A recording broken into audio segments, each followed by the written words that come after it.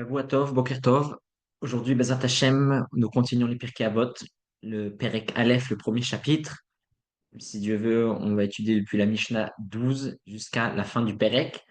On parlera beaucoup de Hillel et Shammai, qui sont les derniers couples qui ont dirigé les bénis Israël à deux. À partir de Hillel et Shammai, on revient à un système où il y avait que un chef de génération. Et on va parler aussi beaucoup de la Gvura, c'est une des thèmes des 10 séphirotes. On parle aussi beaucoup durant Sfirat HaOmer à cette période-là, car il est connu que Hillel est lié à la séphira de Chesed, alors que Shammai à la séphira de Gvura. Donc on va parler un peu aujourd'hui quelques points intéressants sur ces séphirotes, comment ça peut nous aider dans notre vie de tous les jours. Donc d'abord, Hillel, dans la Mishnah 12, il faut savoir sur Hillel qu'il était lui le Nassi, c'est-à-dire le responsable du côté spirituel des Béné Israël. Il est né à Bavel, venant d'une famille descendant du roi David, de David Ameller. Il a travaillé en tant que dirigeant du Béné Israël durant 40 ans et on se situe environ 100 ans avant la destruction du deuxième Beth Amikdash. Et enfin, à l'image de Moshe Rabbeinu, il a vécu 120 ans. Donc il est très, très, très spécial, très pauvre, malheureusement, euh, et très humble. Donc ça, c'est à peu près la vie de Hillel, qui est donc né à Bavel, mais ensuite a fait son alia en Eretz Israël. Aujourd'hui, il est enterré d'ailleurs juste à côté, pas très loin de Rabbi Shimon Bar Yochai. Cette semaine, c'est Lag BaOmer, donc il est enterré à Méron, ainsi que Shammai, son collègue. Donc nous dit Hillel dans la Mishnah 12, Evem italmidav shel Aaron, soit l'élève de Aaron. Pourquoi? Car Aaron était celui qui Oev Shalom et Rodef Shalom. On doit être donc l'élève de Aaron, Aaron qui aimait la paix et qui courait après la paix. C'est quoi la différence entre aimer la paix et courir, poursuivre la paix? Aimer la paix, c'est dire, oui, je suis quelqu'un de paix, j'aime pas les histoires, je fais pas d'histoire, j'aime pas trop qu'on me fasse des histoires. Ça, c'est aimer la paix. Poursuivre, courir après la paix, c'est-à-dire que même quand... Moi, je suis pas obligé de me mettre dans une histoire. Je vois une dispute là, entre deux personnes. Moi, je me mêle pas. Quelqu'un qui court après la paix, il va tout faire, il va essayer de se mêler d'une certaine manière, bien sûr, comme il le faut, pour arranger le problème pour qu'il y ait la paix. Donc ça, c'est les deux niveaux, ce que nous demande Hillel. Non seulement de faire partir des élèves de Aaron, mais d'aimer la paix, pas juste d'une manière globale, d'une manière passive, mais aussi d'une manière active.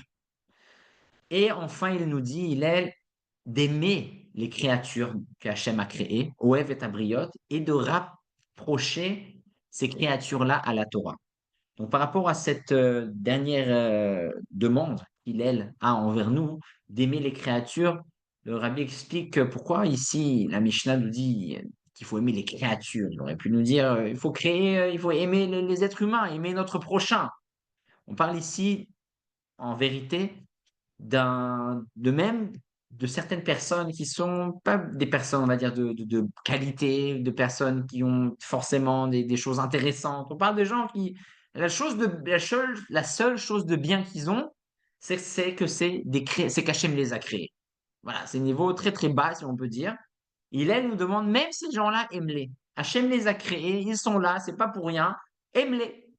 Et non seulement tu dois les aimer, tu dois les rapprocher ces gens-là à la Torah. Et comme le rabbi a souvent aussi dit, on ramène les gens à la Torah et pas la Torah, on la change, on l'adapte, on la transforme vers à l'approche des gens. Non, la Torah est là où elle est comme elle est. Alors c'est sûr qu'il y a plusieurs facettes, il y a plusieurs aspects, il y a plusieurs niveaux, mais la Torah elle est comme elle est et on amène les gens à la Torah et pas le contraire. Donc c'est ce que nous demande Hillel dans cette Mishnah.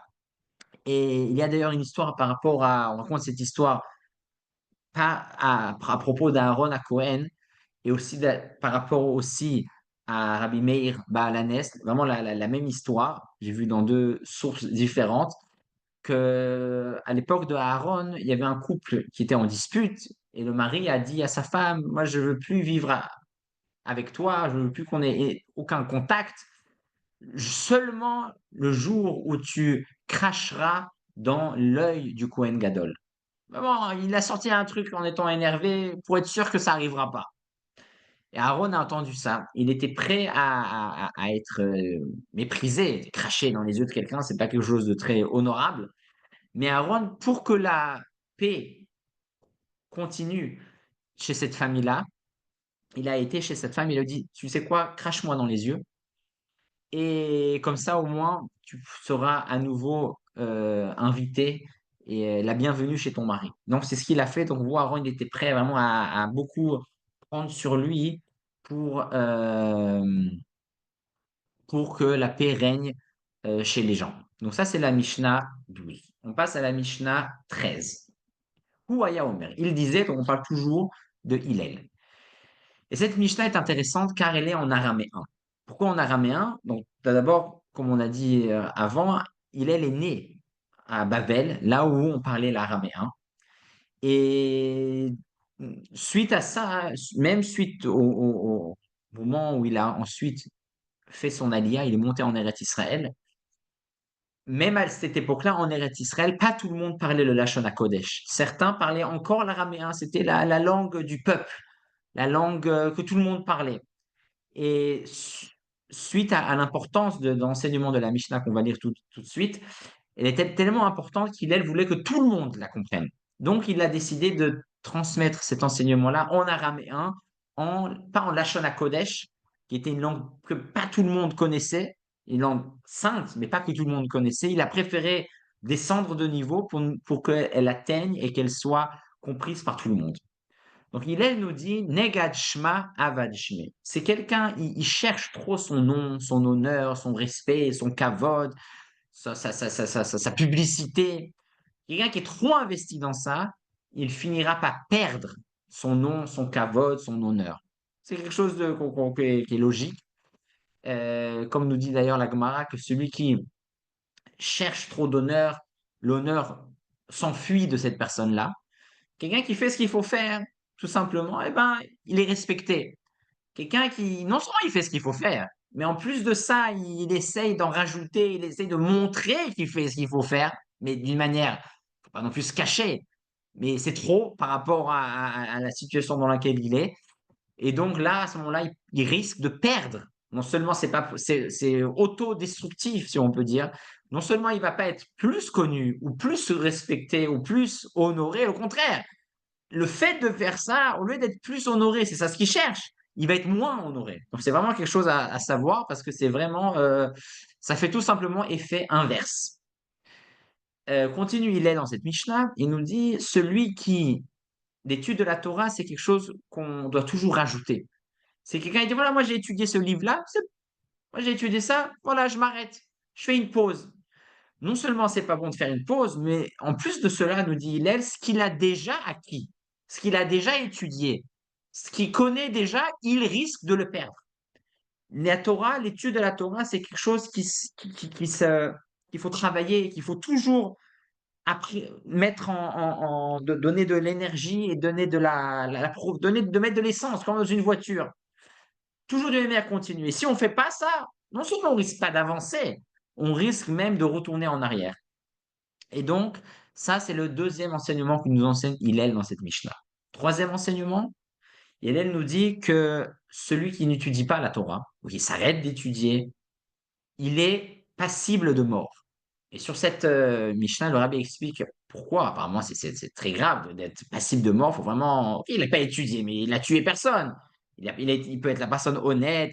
Il n'a pas étudié. Bon, ça fait rien. C'est pas top. Mais pourquoi être pourquoi une punition tellement grave? Le rabbi explique en fait ici, c'est tout à fait logique ce qui se passe. Il ne s'agit même pas d'une punition. Étant donné que l'étude de la Torah, c'est tout simplement une source de vie. Mais c'est pas une blague. C'est vraiment comme ça. Quand on étudie, on vit mieux. On vit tout simplement. Ça nous donne de l'énergie. Donc, qu'est-ce qui se passe quand quelqu'un, il a plein d'énergie? Eh bien, il est mort. Et donc, d'une certaine manière, alors, il faut voir à quel degré, mais d'une certaine manière, oui, si je peux étudier, j'ai l'occasion, et je ne le fais pas, je m'afflige un certain niveau de mort. parce que la Torah, c'est la vie. Et si je me déconnecte de l'étude, déconnecte de la Torah, à ce moment-là, bah, ce qui me reste, c'est le contraire de la vie. Donc, il faut faire très attention à ça, à étudier le maximum qu'on peut et Bezrat Hashem, qu'on soit tous vivants et en bonne santé avec beaucoup d'énergie. Et le dernier enseignement que nous dit il est dans cette Mishnah, ou dit Shtamesh betaga chalaf, celui qui utilise la Torah, les mitzvot et ses bonnes actions avec un intérêt, pour son intérêt privé, pour son honneur, pour sa gloire, pour sa sagesse, pour devenir célèbre, pour devenir riche. D'une certaine manière, il utilise la Torah à des fins privées, il finira par être perdu, nous dit Hillel. Car la Torah, c'est quelque chose de spécial, c'est pas évident. Et on n'est pas parfait dans ce domaine-là, mais on doit, au maximum qu'on peut, essayer de faire les choses en étant désintéressé. Le faire parce que la chose en soi, elle est importante. Parce que la bonne action en soi, elle est importante. La mitzvah en soi, elle est importante. Et je ne m'attarde pas, je n'essaye pas de voir qu'est-ce que je reçois de ça. On reçoit, c'est sûr, plein de choses quand on fait des bonnes choses, mais ça ne doit pas être notre priorité. Et donc ça, c'est quelque chose de très, très important. Une dernière chose par rapport à cette Mishnah, avant de passer à la suite. Cette Mishnah, comme on a dit, elle est en araméen, et c'est intéressant de savoir qu'un des plus grands élèves de Hillel Azaken était Rabbi Yonatan ben Uziel. Rabbi Yonatan ben Uziel qui a traduit d'ailleurs toute la Torah. Torah, Nevi'im, Ktuvim, tout le Tanakh en araméen. Donc, ce Rabbi Yonatan ben Uziel était l'élève numéro un, si on peut dire, de Hillel Azaken. Mishnah Yud Dalet. Une dernière explication par rapport à cette Mishnah qui est en araméen. Hein. J'ai aussi lu le fait que pourquoi il a écrit de cette manière pas officielle, la Shona Kodesh, l'hébreu, c'est la langue officielle de l'étude.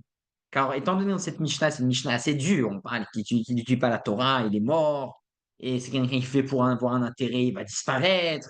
C'est si quelqu'un il veut être célèbre, bah, finalement on va pas le respecter. C'est une Mishnah assez dure à digérer.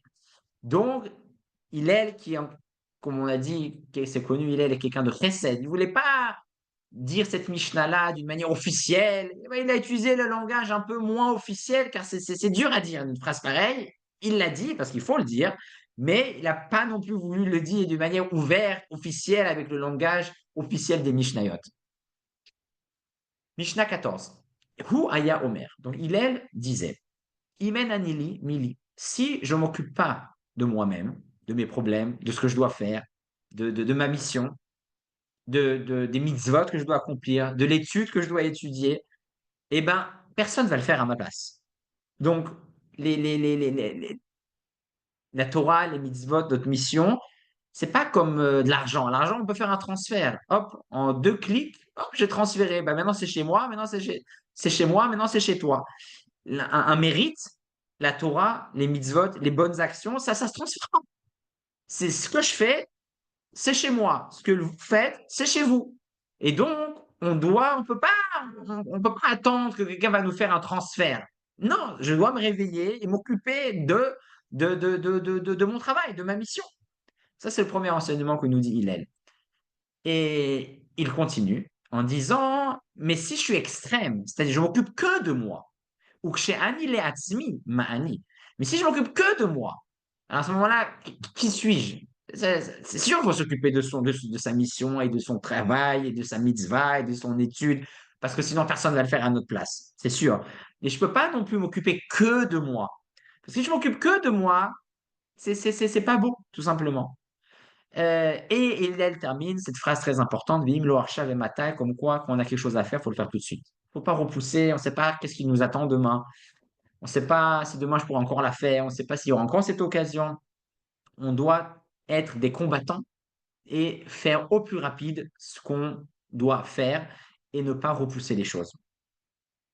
Mishnah 15. Shammai. Shammai qui était donc le collègue de Hillel. Lui, il était donc le Nassi, le chef spirituel du peuple juif. Et nous dit Hillel, assez Torah keva. Ton étude, ta Torah doit être fixe. Et fixe, c'est-à-dire des moments fixes.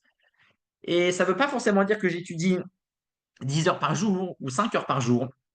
ou 3 heures par jour, ou même 1 heure par jour, ça peut être même 1 heure dans la semaine. Mais si cette heure dans la semaine, elle est fixe, et pour moi, c'est un moment important, et pour moi, je sais que c'est un moment important, phare dans ma journée, que c'est ça le but finalement de ma journée, là, c'est accomplir ce que Hillel nous dit, ce que Shammai nous dit, pardon, à cette Torah Trakeva. Et il continue en disant une phrase très importante, et mort me'at va serbe. Parle peu et fait beaucoup. D'où, de qui on en apprend ça? On apprend ça de Abraham. Abraham, lorsqu'il a nourri ses invités, les anges, il leur a dit, asseyez-vous, j'arrive, je vous donne un petit morceau de pain, pat lechem. Et la Torah nous décrit lorsqu'il leur a amené la Séouda, le repas, il leur a amené la langue. La langue, c'est la partie la plus chère. Donc il a promis, il a parlé un petit peu, finalement il a fait beaucoup. Et donc ça, on apprend de Abraham et le contraire, le contre-exemple, on apprend de Ephron, que Ephron, il a promis à Abraham, et tu es mon frère, je vais t'aider, tu vas prendre, je vais te le faire gratuit, la cave de Marpella. Finalement, il lui a fait payer un prix très, très, très, très cher. Donc lui, il a parlé beaucoup, il n'a pas fait énormément. Il a fait très peu. Et donc, c'est ça ce que Shammai nous dit, faites attention. Euh, et d'ailleurs, c'est pas, non seulement il faut parler pas beaucoup et faire beaucoup, mais ça va aussi ensemble. Quelqu'un qui parle beaucoup, automatiquement, c'est sur le compte de son action. On peut pas être de partout. Il n'y a que 24 heures dans la journée. Quelqu'un qui parle beaucoup, automatiquement, il a moins de temps pour faire, tout simplement. Donc, on doit choisir quoi faire. On choisit de parler, de montrer, de faire du show, ou on décide de faire. On ne peut pas faire les deux. Donc, voilà, à nous de choisir les proportions de nos activités. Alors, c'est sûr qu'il faut aussi un peu parler. On ne peut pas que faire et se cacher. À ce moment-là, personne va être en contact avec nous. Il ne faut pas non plus être extrême. Mais il faut savoir chacun d'une manière lucide et positive et vraie, choisir quelles sont les proportions de ce qu'on dit, de ce qu'on parle et de ce qu'on fait. Et la proportion sera toujours plus dans l'action que dans la parole. Et enfin, il termine, comme quoi il faut accueillir chacun d'un visage souriant et spécialement Shammai, qui était quelqu'un de strict, comme la Chassidoute nous dit, Shammai était lié à la séphira de Gvura, de la sévérité. On va tout de suite parler de ça. Quand même, Shammai, bien que sa nature était d'être strict et pas forcément de sourire à tout le monde, il nous dit que oui, c'est important de le faire. Euh, donc, c'est important, en d'autres termes, de se travailler. Si ma nature, c'est d'être pas forcément, pas méchant, mais c'est pas ma nature de sourire à tout le monde, je dois me travailler et essayer de temps en temps, quand je peux, oui, d'être tout simplement souriant. Donc ça, c'est pour la Mishnah 15. On sait sur Hillel aussi quelque chose de très intéressant. Il mangeait l'Irvot Shabbat Kodesh toute la semaine. C'est connu l'histoire que lorsqu'il trouvait une vache, lorsqu'il trouvait un poisson, il disait, ah, ce poisson, il est beau, je le garde pour Shabbat. Et le lendemain, il se baladait au marché, il voyait un poisson encore plus beau. Il disait, ah, celui-là, je le garde pour Shabbat. Et celui que j'ai acheté hier, bah, je vais le manger ce soir. Et Shammai il vivait comme ça, très spirituellement, qui toute la semaine, finalement, il achetait que pour Shabbat. Et tout ce qu'il achetait, même ce qu'il mangeait la semaine, c'était l'irvot Shabbat. Donc ça, c'était quelque chose de très intéressant par rapport à la vie de Shammai. Avant de continuer, de passer à la Mishnah, à la prochaine Mishnah, la Mishnah 16, je voudrais juste partager quelques points par rapport à la Gvura. On a dit donc que Shammai relève de la Séphira de Gvura. Et durant cette période entre Pessah et Shavuot, on parle beaucoup des Séphirot, des Midot, Gvura, Gvura Shebe Chesed, Chesed Shebe Gvura, etc. Donc, qu'est-ce que exactement la Gvura? Donc, tout d'abord, en cours, la caractère de Gvura consiste premièrement avec nous-mêmes, savoir ne quoi pas dire, savoir ne quoi pas faire. C'est ça être strict. Et strict par rapport à nous-mêmes, c'est savoir pas quoi faire. Ce que je fais, c'est chesed. Ce que je construis, ce que je dis, tout ça, c'est chesed. Ce que je ne dis pas, ce que je me tais, ce que je ne fais pas, parce que je me contrôle, parce que je m'arrête, ça, c'est ce qu'on appelle la gvura. la sévérité et être strict. Et la Chassidoute nous explique que ne pas faire, c'est quelque chose d'important. Dans la vie, on ne peut pas faire tout ce qu'on veut, tout ce qui nous passe par la tête. On ne peut pas dire, on doit savoir, non, souvent, on doit savoir ne pas dire.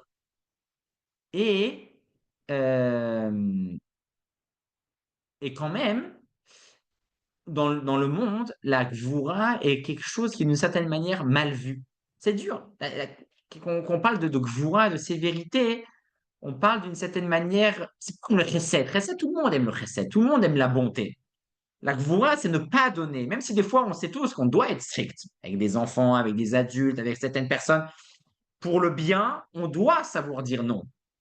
Dire oui tout le temps, c'est pas ce qu'Hachem attend de nous. Donc on est tous convaincus que la gvoura, c'est quelque chose qui doit être utilisé, mais quand même, il y a comme un goût amer un peu dans la gvoura. Il y a quelque chose qui est difficile à accepter, qui est difficile, c'est pas très sympathique. Même si on sait au fond de nous qu'on doit le faire, dire non à quelqu'un, c'est dur. Un enfant, il demande une glace ou il demande ça, et on sait qu'il faut pas lui, il faut lui dire non. C'est pas, pour l'enfant, c'est dur d'accepter le non. Pour le père ou la mère, c'est dur de dire non. C'est pas un truc sympa, c'est un truc qui est pas très accepté dans le monde. Pourquoi? Il y a ça deux raisons. Première raison que nous explique la Chassidoute, la Kabbalah, car tout le monde, comme nous le dit David Ameller, Olam Chesed Ibane. Le monde a été créé par le Chesed. Tout ce que Shem il a créé, tout ce qu'on voit, le Chesed, c'est la sphira dominante. C'est la première et celle qui domine toutes les autres séphirotes. C'est celle de l'action, c'est celle de la création. Hachem, il crée, il donne, il fait vivre. Et donc, comme dans l'ADN, si on peut dire, du monde, le caractère dominant, ce qui nous crée à chaque instant, c'est le chesed. Dès qu'on entend le mot gvura, on a quelque chose de anti, on a quelque chose qui nous dérange. Parce que tout le monde est basé sur le chesed.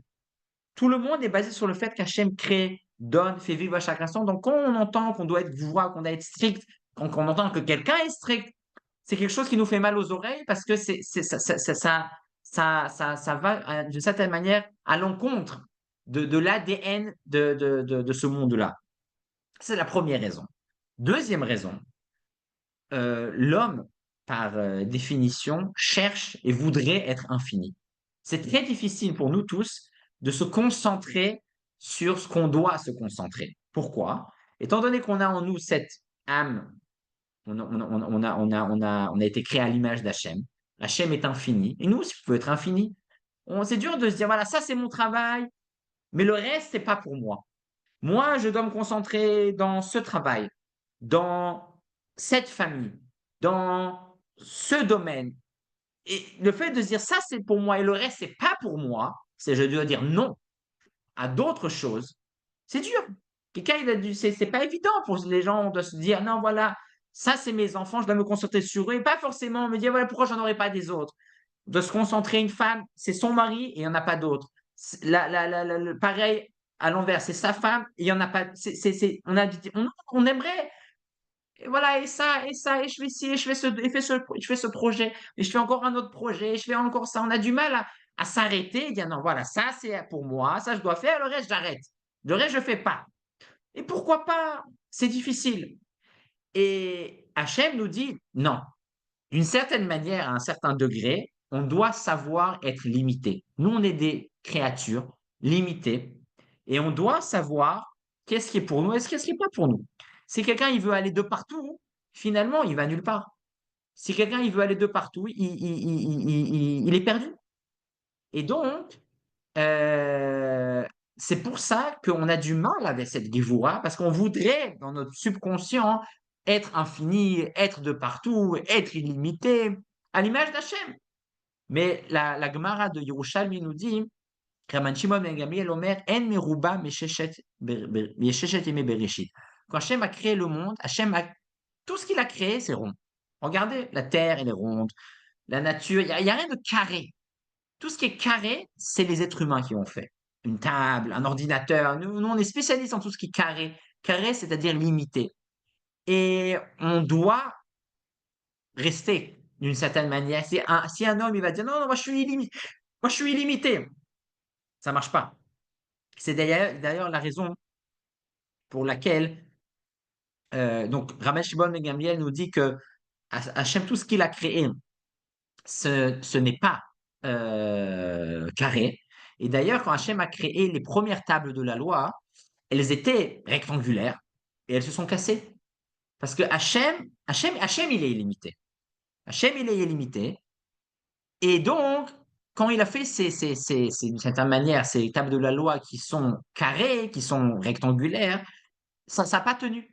Alors que quand Moshe il a fait les tables de la loi qui sont rectangulaires, qui sont carrées, qui sont limitées, celles-ci, elles ont tenu. Donc on doit savoir en d'autres termes notre place. Nous, on est limité, mais pas dans un sens péjoratif. Dans un sens qu'on doit se concentrer dans notre mission à 100% et savoir ne pas aller de partout. Et comme c'est difficile en nous d'une certaine manière, parce qu'on a cette tentation de dire, ouais, moi je suis comme Dieu. On croit tous qu'on est des dieux des fois. Non, on doit savoir s'arrêter. C'est pour ça, dans cette direction-là, que la Gvoura, on a du mal à se concentrer dans un certain point. Un autre, quelque chose d'important à savoir avant on va rentrer dans quelques détails de la Gvoura avant de continuer la Mishnah suivante.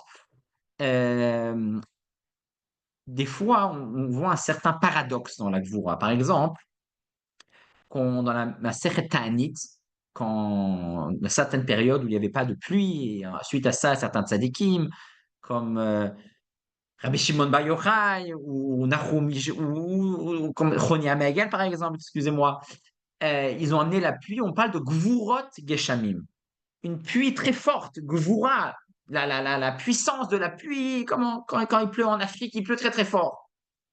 Donc, Hachem, il a donné beaucoup de pluie. Et des fois, quand on parle de Gvoura, on parle dans la direction qu'Hachem ne donne pas. Il ne donne pas de pluie. C'est la Gvoura, non, je ne te donne pas.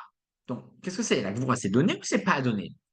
Donc, en fait, ce qu'il faut, pour avoir la bonne définition, Gvoura, c'est pas donné ou pas donné.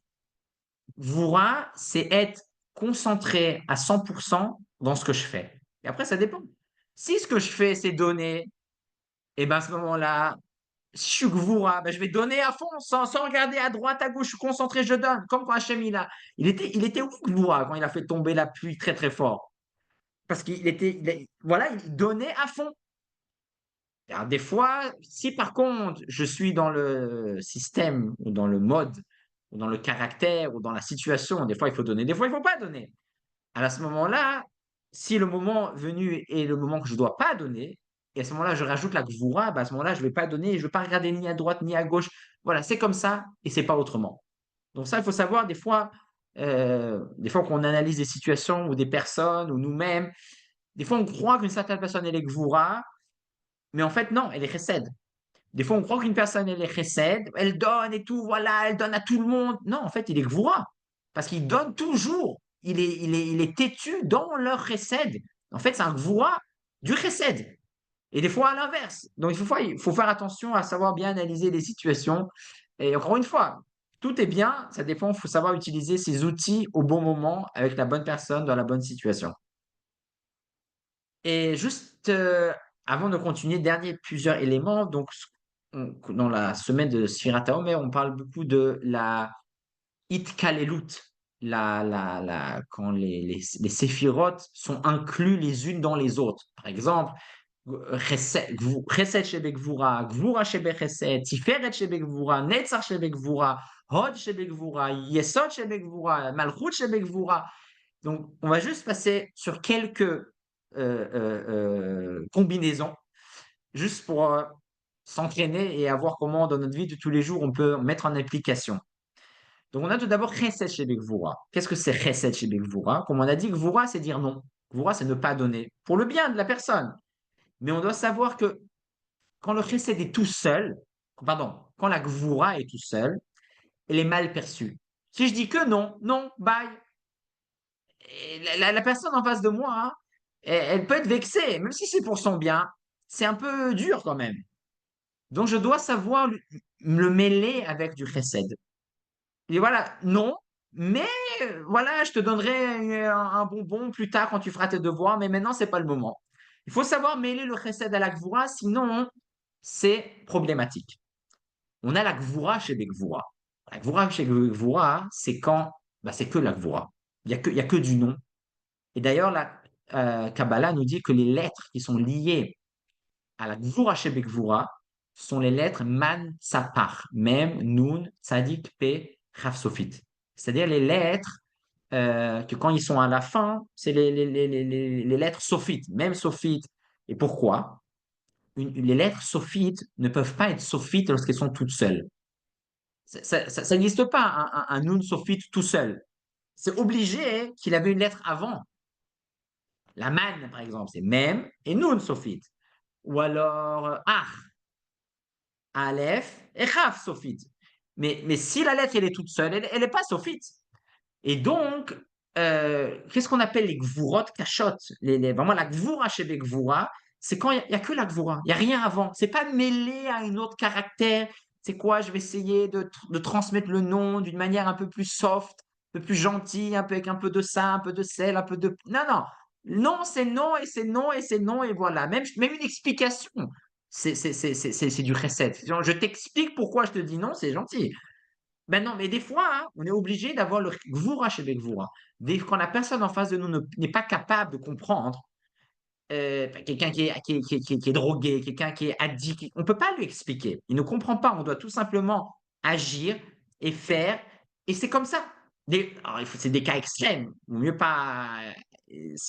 Mais des fois, ça arrive que des fois, c'est que la gvura pour la gvura. C'est comme ça. On ne peut pas mettre quelque chose d'autre, sinon ça va être mal compris et ça ne va pas marcher. Donc ça, c'est la gvura chez les gvura.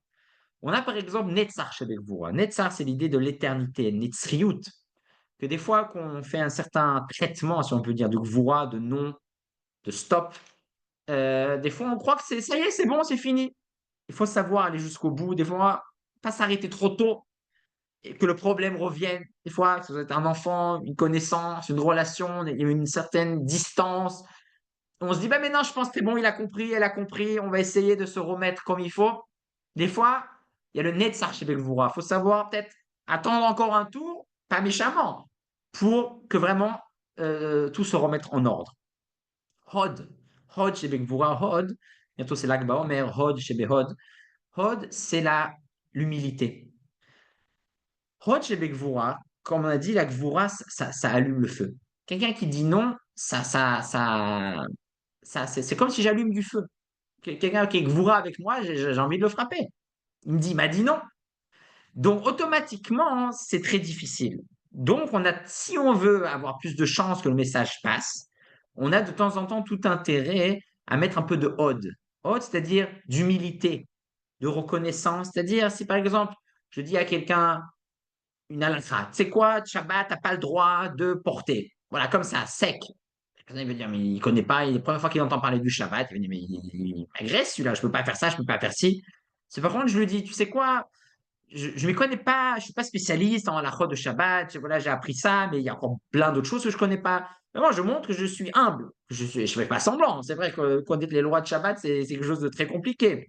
Si je parle de cette manière-là, si après je veux dire, mais tu sais quoi, le Shabbat, on ne doit pas porter dehors, mais que j'ai d'abord commencé d'une manière humble, ça va beaucoup mieux passer et il y aura moins de feu, d'une certaine manière. Yesod, Yesod, on sait que c'est Yosef Hatzadik. Et Yosef Hatzadik, il était celui qui a donné des explications, des solutions aux rêves. Et Yesod chez Begvoura, c'est-à-dire pas juste dire non, non, voilà, c'est pas pour toi, non, je veux pas te parler, non, on n'est pas prêt, non, distance. Il faut aussi trouver des solutions. Non, mais quoi? Alors, qu'est-ce qu'on fait alors? Et donc ça, c'est important, ça c'est le Yesod chez Begvoura, pas seulement juste dire non, mais aussi introduire comment on va arriver à oui, comment on va arriver à la solution, comment arriver à quelque chose de positif, de constructif. Et ça, c'est le Yosef, c'est le Yesod qu'il y a dans la Gvura. Et Malchut chez le Gvura, Malchut, c'est la royauté, l'autorité, le contrôle. C'est-à-dire, quand il y a un Gvura, quand il y a un nom, quand il y a une situation stricte, sévère, il faut savoir se contrôler, pas s'emporter. Des fois, on peut dire non, on peut devenir nerveux, on peut devenir violent. Non, on doit dire non, parce qu'il faut dire non, mais savoir toujours avoir le contrôle, avoir le mêler, avoir le contrôle de la situation pour que ça se passe bien.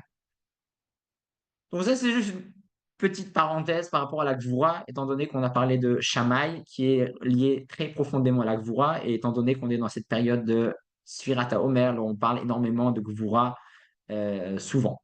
On passe à la Mishnah suivante, la Mishnah 16. Rabban Gabriel, Haya Omer. Rabban Gabriel qui était donc le petit-fils de Hillel, et qui est donc le premier à avoir repris la direction des béné Israël, mais tout seul. Il y avait plus, ils n'étaient plus à deux, ils étaient tout simplement tout seuls.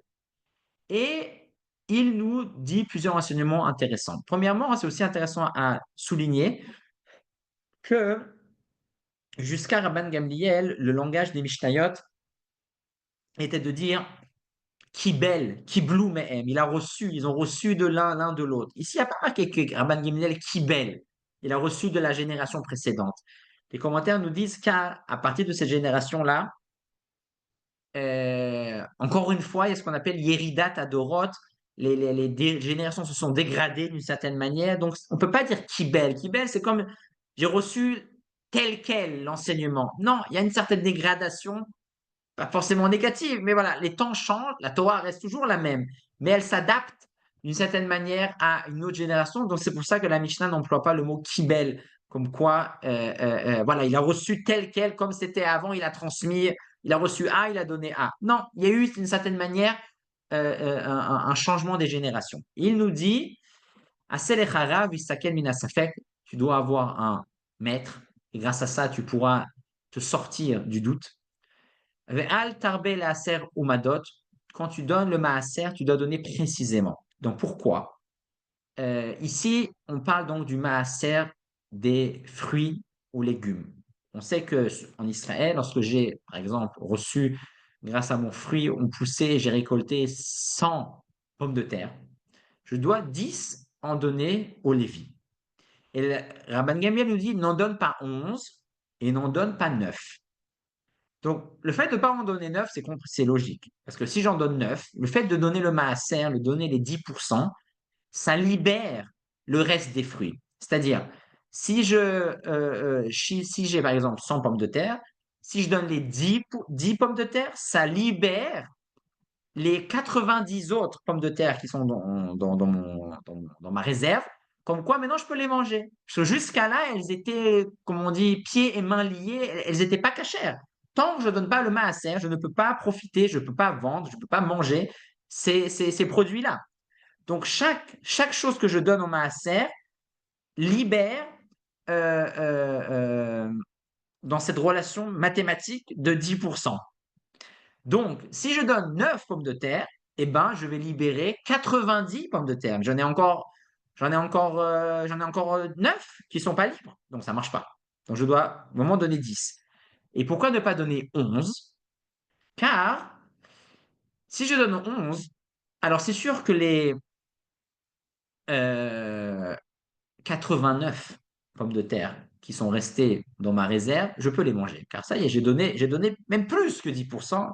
Donc, j'ai libéré le statut de mes pommes de terre. Maintenant, je peux les manger. Par contre, le problème qu'il y a dans cette solution, dans cette situation, lorsque je donnais 11 pommes de terre, alors que je devais en donner que 10, c'est que la 11e que j'ai donnée, et d'une certaine manière, elle n'a pas de rôle. Elle ne sert à rien. Parce que j'ai besoin, si j'ai 10, je dois normalement, si j'ai 100, pardon, je dois donner 10 et 90, je garde pour moi. Donc chaque pomme de terre a libéré, une pomme de terre, elle a libéré 9 autres pommes de terre. Le concept de 10%. Mais si j'en ai pris 11, la 11e, elle sert à quoi? Elle a libéré qui? Elle a libéré personne. Elle est en trop. On a déjà tout libéré. Donc, nous dire Rabban Gamliel ne fait pas ça, qu'à ce moment-là, elle-même, elle n'a pas de sens et elle-même, elle va devenir interdite. Elle-même, je ne pourrais pas la manger, elle est en trop. Elle n'est pas à sa place. Donc, de là, on voit, c'est important, on donne 10%. Alors maintenant, dans le de nos jours, qu'on donne maaser plus des pommes de terre, qu'on donne de notre salaire. Dans ce cas-là, c'est pas le même problème. On peut donner plus, on peut donner même jusqu'à 20%.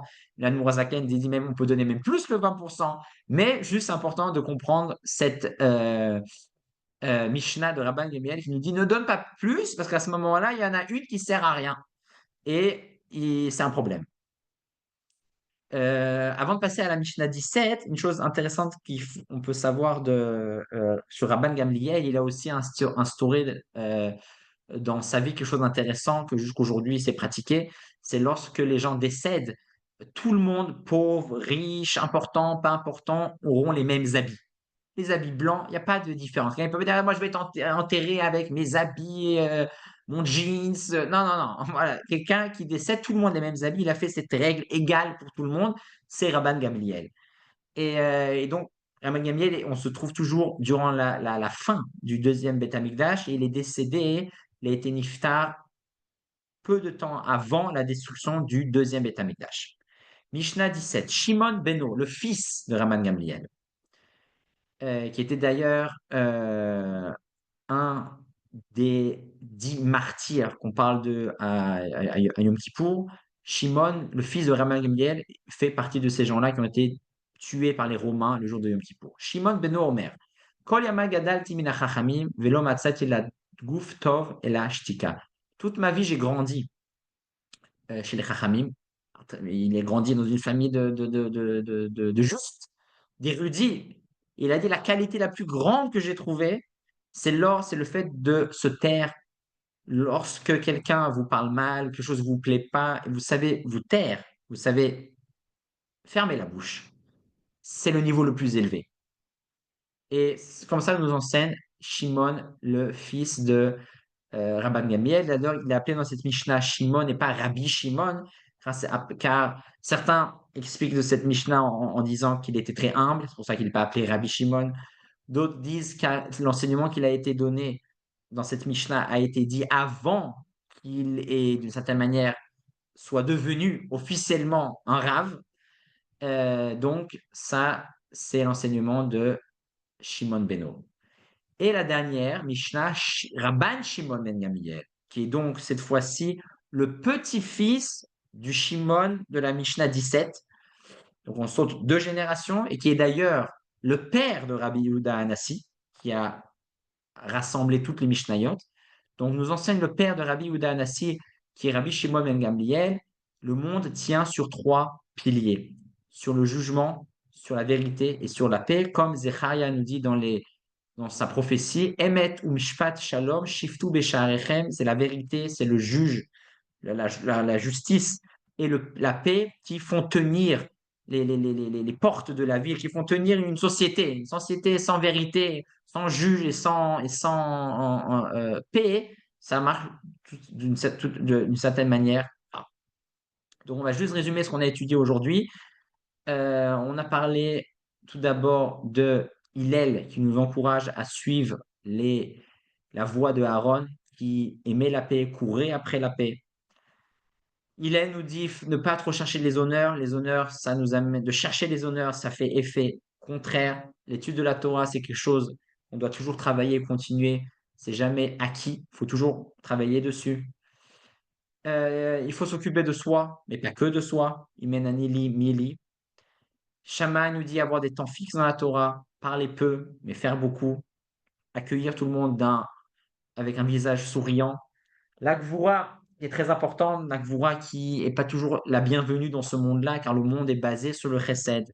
Et nous-mêmes, on est très liés à cet infini, on veut tous cet infini, on croit tous des fois qu'on est des dieux, mais non, on doit être limité. Hachem nous demande d'être Gvura, d'être limité, d'être concentré, et c'est dur, mais c'est un outil qui est important à voir. On a vu certaines combinaisons, chesed chez Gvura, Gvura chez Gvura, la Gvura intense, la Gvura mêlée avec le chesed, la continuité dans la Gvura, être humble pour que le feu de la Gvura soit pas trop chaud, être pratique aussi, d'accord, dire non, mais proposer aussi une solution, Yesod chez Gvura, contrôler la Gvura, et finalement, les 3 dernières Mishnayot, avec Rabban Gamliel qui nous dit d'avoir un rave, de donner le maaser d'une manière correcte, d'une manière juste, précise, ni plus et ni moins. Shimon, son fils, nous enseigne le silence, la grande qualité de ne pas réagir si quelqu'un vous fait du mal, pas réagir, pas tout de suite en tout cas, on peut réagir après pour essayer d'arranger, mais pas s'enflammer quand il y a quelque chose. Et Rabban Gamiel qui nous donne les trois piliers du jugement, de la paix et de la vérité qui sont la base pour une bonne société.